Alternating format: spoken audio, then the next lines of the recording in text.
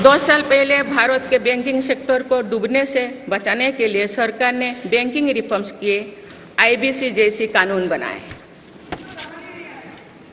आज इन्हीं रिफॉर्म्स ने भारत के बैंकिंग सेक्टर को दुनिया के सबसे मजबूत बैंकिंग सेक्टर में से एक बना लिया है।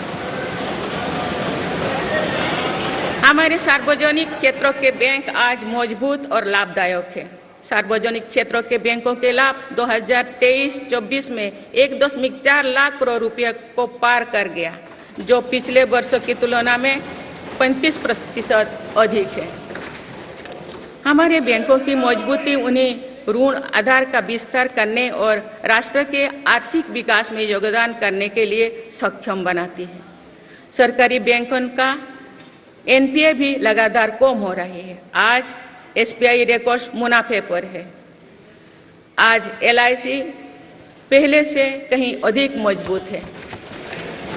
आज एचएएल भी देश की डिफेंस इंडस्ट्री को ताकत दे रही है। आज जीएसटी भारत की इकोनॉमी को फॉर्मलाइज करने का, व्यापार कारोबार को आसान बनाने का माध्यम बना रहे हैं।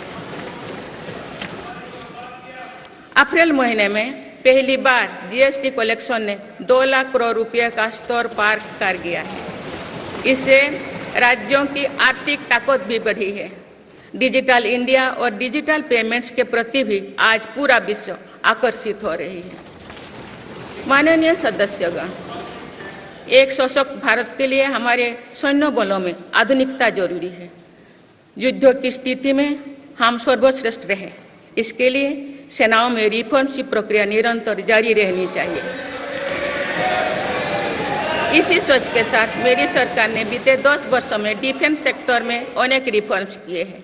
जीडीएस जैसे रिफॉर्म्स ने हमारी सेनाओं को नई मजबूती दी है। मेरी सरकार ने डिफेंस सेक्टर को आत्मनिर्भर बनाने के कई महत्वपूर्ण कदम उठाए हैं। ऑर्डिनेंस फैक्ट्रीज के रिफॉर्म से डिफेंस सेक्टर को बहुत लाभ हुआ है।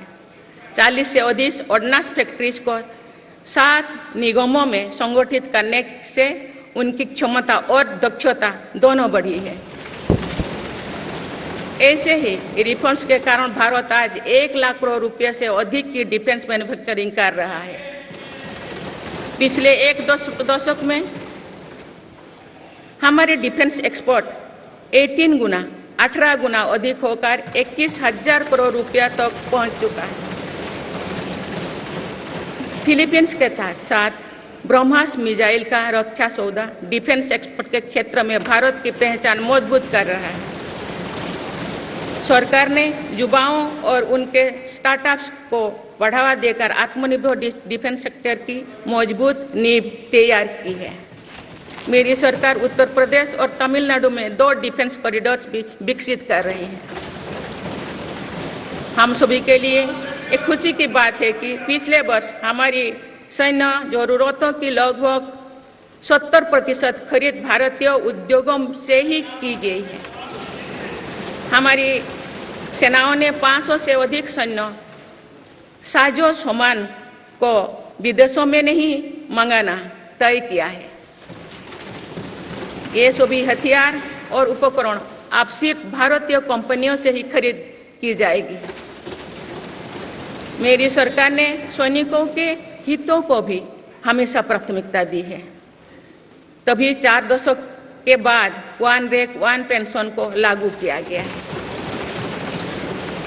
इसके तहत अब तक 1,20,000 करोड़ रुपया दिए जा चुके हैं। शहीद सैनिकों के सम्मान के लिए सरकार ने कर्तव्य पथ के एक छोर पर नेशनल वॉर मेमोरियल की स्थापना भी की है। ये प्रयास केवल वीर जवानों के प्रति कृतज्ञ राष्ट्र का नमन ही नहीं है, बल्कि राष्ट्र प्रथम की अनवरत प्रेरणा का स्रोत भी है।